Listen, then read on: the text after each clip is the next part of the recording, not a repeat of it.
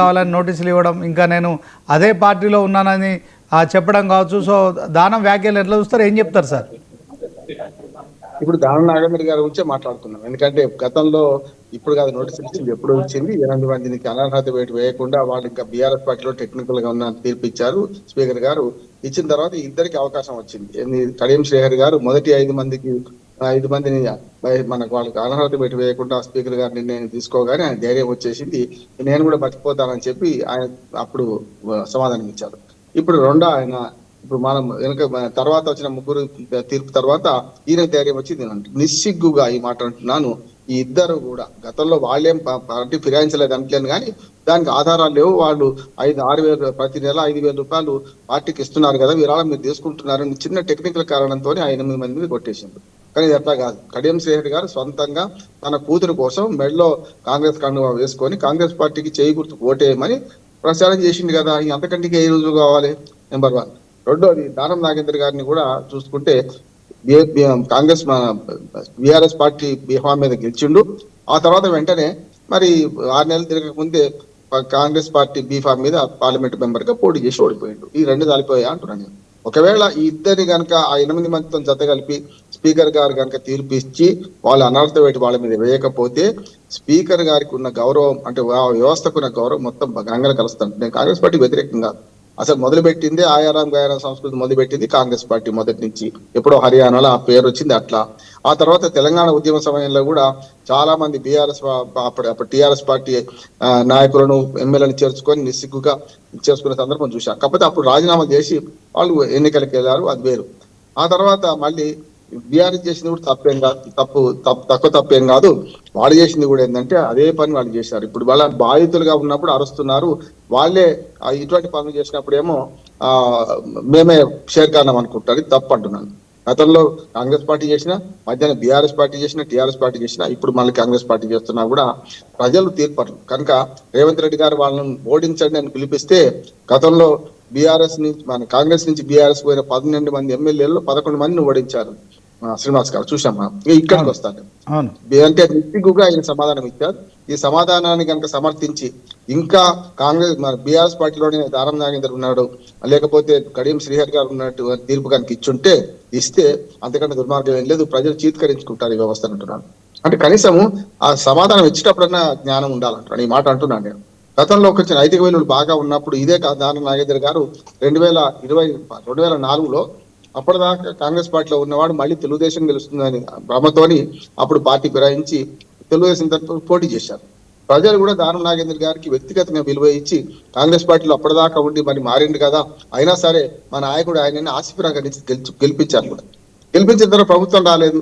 ఆ 26 సీట్లు ఉన్న ప్రతిపక్షంలో ఉన్న పి జనార్దన్ రెడ్డి గారు ఉన్నప్పుడు అప్పుడు కాంగ్రెస్ పార్టీ మళ్ళీ అధికారంలోకి వచ్చింది 10 ఏళ్ల తర్వాత.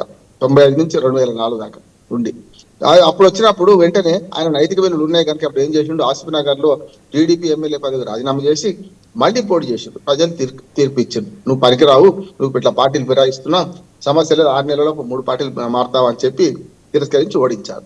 ఇప్పుడు ఆయన ఆ నైతిక విలువలు కూడా పాటించలే అంటున్నాను. ఒకవేళ నిజంగానే బీఆర్ఎస్ పార్టీకి రాజీనామా చేసి కాంగ్రెస్ ఎంపీగా పోటీ చేస్తే ఎవరు కాదనే వాళ్ళు లేకుంటే పీడబోతుండే. కానీ అట్లా చేయలే కదా. అంటే అవ్వా కావాలి, బువ్వా కావాలి, ఆ ఎమ్మెల్యేగిరి కావాలి, ఇది కావాలి అనుకున్నారు. దానివల్ల వచ్చిన సమస్య వీళ్ళిద్దరిది. ఇప్పుడు సుప్రీంకోర్టు కూడా ఇప్పటికి 3 సార్లు వాయిదాలు వేసింది. ఇంకో నెల టైం ఇచ్చింది. మన 17 జనవరి నాడుంటే మళ్ళీ 18 జనవరి నాడుంటే మళ్ళీ ఒక నెల టైం ఇచ్చింది. ఈ నెలలోపు ఏం చేస్తారంటే రాజీనామా చేస్తారేమో నైతికంగా కట్టుబడి అనుకున్నాను నేను. దానం నాగేంద్ర గారు రాజీనామా చేయకుండా మరింత కాలయాపన చేయడానికి చేస్తున్నారు. స్పీకర్ తీర్పును వేచి చూడాల్సిందే. ఇది స్పీకర్ అధికార పరిధి కాదు. దీన్ని నా ఉద్దేశం అంటే ట్రిబ్యునల్ చైర్మన్ గా ఉన్నాడు స్పీకర్. స్పీకర్ అధికార పరిధి ఎక్కడ ఉంటుందంటే ఓన్లీ అసెంబ్లీ లోపలనే. అసెంబ్లీ లోపల బయట ఆ ఆవరణ లోపల ఏం జరిగినా మిగతా పోలీసులు కానీ మిగతా వ్యవస్థలు ఏ కోర్టులు కానీ జోక్యం చేసుకొని వీల్లేదు. కానీ ఇది అట్లా కాదు కదా. అయ్యా నువ్వు ట్రిబ్యునల్ చైర్మన్, నువ్వు తీర్పు ఇవ్వడానికి వెనకం చేస్తే లాభం లేదు, మమ్మల్ని తీసుకోమంటారా, మీరు చేస్తారా అని సుప్రీంకోర్టు హెచ్చరించింది. దీన్ని బట్టే ఇద్దరి భవిష్యత్తును తేల్చాల్సింది స్పీకరే. ఒక నెల రోజులు తేలిపోతుంది. నా ఉద్దేశం ఏంటంటే రాజీనామా చేసి ఉప ఎన్నికలు పోతాడేమనుకున్నాను, కానీ ఉప ఎన్నికలు కూడా ఇప్పుడు రావు. ఒకవేళ వీళ్ళు కరెక్టే అని ఇచ్చినా లేకపోతే తప్పని ఇచ్చినా ఉప ఎన్నికలు వచ్చేది మాత్రం ఎప్పుడు వస్తుంది అంటే 2026 ఏప్రిల్ మేలో వస్తాయి. ఎందుకంటే పుదుచ్చేరి, తమిళనాడు, కేరళ, పశ్చిమ బెంగాల్ ఎన్నికలు రాబోతున్నాయి కనుక శ్రీనివాస్ గారు అప్పుడు వస్తాయి అంటున్నా. ఏదైనా అనైతికం అంటున్నా. ఆనాడు తప్పుకు తప్పు ఒప్పి ఎప్పుడుగా ఆనాడు కాంగ్రెస్ పార్టీ తప్పు చేసిందని బీఆర్ఎస్ చేసిన, కాకపోతే బీఆర్ఎస్ సమర్థించుకోవడానికి అవకాశం ఏముందంటే శ్రీనివాస్ గారు, వాళ్ళు శంకర్లో వస్తే తీర్థం చేసుకున్నారు. అప్పుడు వీళ్ళు ఏం చేశారంటే కాంగ్రెస్ పార్టీ వాళ్ళు చేతులు ఎత్తుకొని ఊరుకున్నారు అంతే. ఆనాడు కనుక ఇదే ఫిర్యాదు ఆనాడు చేసి ఉంటే 2018లో 21 మంది కాంగ్రెస్ పార్టీ ఎమ్మెల్యేలు గెలిస్తే 13 మంది చేరారు. ఫిరాయింపుల చట్టం కింద ఏంటంటే 2/3 మెజార్టీ చేరితే ఫిరాయింపు కిందకి రాదు, అది చట్టబద్ధమైంది. కనుక అప్పుడు వాళ్ళు ఏం చేశారు, ఒకరొకరుగా చేరిన వాళ్ళందరినీ కలిపి ఒకేసారి మనకు వాళ్ళు ఫిరాయింపుల చట్టం కిందకి రాకుండా చేసుకున్నారు. అప్పుడు కాంగ్రెస్ పార్టీ మౌన ప్రేక్షకురాలుగా ఉన్నది. అట్లా రెండోసారి కూడా కనీసం అనుభవానికి వచ్చినాక బుద్ధి రావాలి కదా. రెండోసారి కూడా 19 మంది ఎమ్మెల్యేలను గెలిపిస్తే 2018లో కాంగ్రెస్ పార్టీకి వాళ్ళందరినీ 12 మంది చేసుకుని రెండోసారి కూడా శంకర్లో వస్తే తీర్థం చేసుకున్నారు. తప్పే, అప్పుడు చేసినా ఇప్పుడు చేసినా. మళ్ళీ ఇద్దరు రెండు పార్టీలు కూడా దుర్మార్గవాదం ఏం చేస్తున్నాయి శ్రీనివాస్ గారు, మేము 61 మంది మొదలు గెలిచారు కదా ఎమ్మెల్యే, 63 మంది గెలిచారు మాకు, మరి పార్టీ మా గంగలు కలుపుతారు, తెలంగాణ వచ్చిన కొత్తలా పార్టీ ప్రభుత్వాన్ని పడేస్తారని భయంతోనే చేర్చుకున్నామని మొదటి సమర్థించుకున్నారు. తప్పు అంటున్నారు. వాళ్ళు అప్పుడు సమర్థన ఒప్పుకుంటే ఇప్పుడు సమర్థన ఒప్పుకో. 64 మంది గెలిచింది కదా మరి కాంగ్రెస్ పార్టీకి. ఇప్పుడు సరే తర్వాత 2 ఉప ఎన్నికలు 2 సీట్లు వచ్చినాయి, అది వేరు. కానీ 64 గెలుచుకున్నాం కనుక మా ప్రభుత్వానికి కూడా దోకా ఉందని వీళ్ళు సమాధానం చెప్తే ఏం చెప్తారు? అందుకని ఇదేంటంటే ధ్వంసుంటా అంటే ధ్వంసుంటా అను ఇద్దరు కూడా చేస్తున్నారు. ఈ రెండింటి మధ్యన బీజేపీ కూడా తక్కువ తినలే. మనకు అస్సాం నుంచి మొదలుకొని మనకు మధ్యప్రదేశ్ దాకా ఛత్తీస్గఢ్ దాకా చూసుకుంటే వాళ్ళు అదే పని చేశారు. వాళ్ళేమో గుడి లింగాన్ని మొత్తం మింగేశారు, పుట్టికి కాదు. అంటే మొత్తం మీద వాళ్ళు చేసిన పని ఏంటంటే ప్రభుత్వానికి మార్చేశారు. వ్యక్తి ఆయనే ఉంటారు. గతంలో భజన్ లాల్ అనేవాడు శ్రీనివాస్ గారు, భజన్ లాల్ గారి హర్యానాలో లీడర్ ఉండేవాడు. నేను ఒక్కడిని గెలిచినా నేనే ముఖ్యమంత్రిని పొమ్మన్నాడు ఆయన. అదే జరుగుతుండే. అంటే ఒక్కడిప్పుడు గెలవకుండా ముఖ్యమంత్రి అయ్యే పరిస్థితి ఉన్నది. అంటే ఆనాడు భజన్ లాల్ అన్న మాట ఇవాళ నిజం చేస్తున్నారు. ఆయారాం గాయారాం సంస్కృతిని ప్రోత్సహించడంలో జాతీయ పార్టీలైన కాంగ్రెస్ బీజేపీ అంతే ఉన్నది. అట్లాగే ఇది ప్రాంతీయ పార్టీలైన బీఆర్ఎస్, అట్లాగే ఇప్పుడు జాతీయ పార్టీ అయిన కాంగ్రెస్ పార్టీ అదే చేస్తున్నది. ఇద్దరు తప్పు చేస్తున్నారు. తప్పు మీద తప్పు ఒప్పు ఎప్పుడు కాదు, ఇది సరైనది కాదు. నాకు ప్రసాదరావు గారి మీద చాలా గౌరవం ఉన్నది, స్పీకర్ గారి మీద. కానీ ఆ గౌరవాన్ని ప్రజల మధ్య తీసుకుంటున్నారు ఆయన అంటున్నాడు. అంటే ఇప్పటికైనా సరే ఈ ఇద్దరిని మిగతా 8 మంది చేయకపోవడానికి చిన్న కారణం దొరికింది ఆయన, కానీ ఇద్దరిని చేయకపోవడానికి ఎలాంటి కారణం లేదు.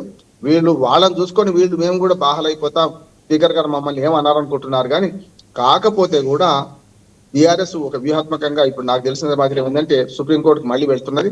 ఆ 8 మంది మీద అనర్హత వేటు వేయాలి, తప్పు చేశారు స్పీకర్ మీద అక్కడికి సుప్రీంకోర్టుకు వెళ్తున్నారు. ఈ ఇద్దరి తీర్పు వచ్చినాక ఆ కేసులో ఇంప్లీడ్ చేస్తారు మళ్ళీ. కనుక మొత్తం మీద ఈ రావణ కష్టం ఇప్పుడంతా ఆరదు, మరొక 3 ఏళ్ళు కొనసాగుతూనే ఉంటది శ్రీనివాస్ గారు. దానికి ఒక చిన్న ఉదాహరణ చూపిస్తారు.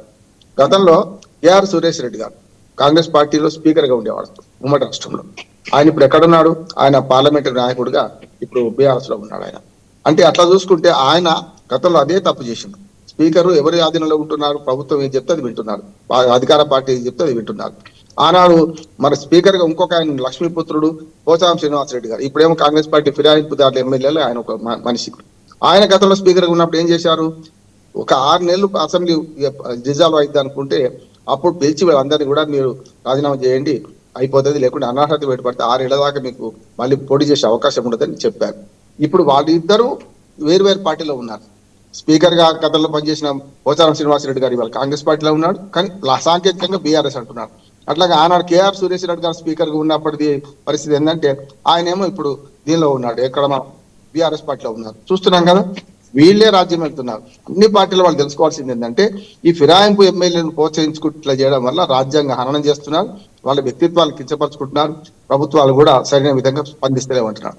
ఇంకొక మాట ఏంటంటే రేవంత్ రెడ్డి గారి గతంలో ఒక మాట సార్, రేవంత్ రెడ్డి గారి గతంలో ఏమన్నారంటే ఫిరాయింపుదారులను ఓడించండి, బుద్ధి చెప్పండి అన్నాడు. ఫిరాయింపు చేసే వాళ్ళు చెప్పు మన రాళ్లతో కొట్టండి అన్నాడు. నిజంగా ప్రజలు బుద్ధి చెప్పిన కూడా శ్రీనివాస్ గారు 12 మంది కాంగ్రెస్ ఎమ్మెల్యేలు 2018 తర్వాత చేరిన వాళ్ళను 11 మందిని ఓడించారు, ఒక సబితా రెడ్డికి గెలిచింది. అంటే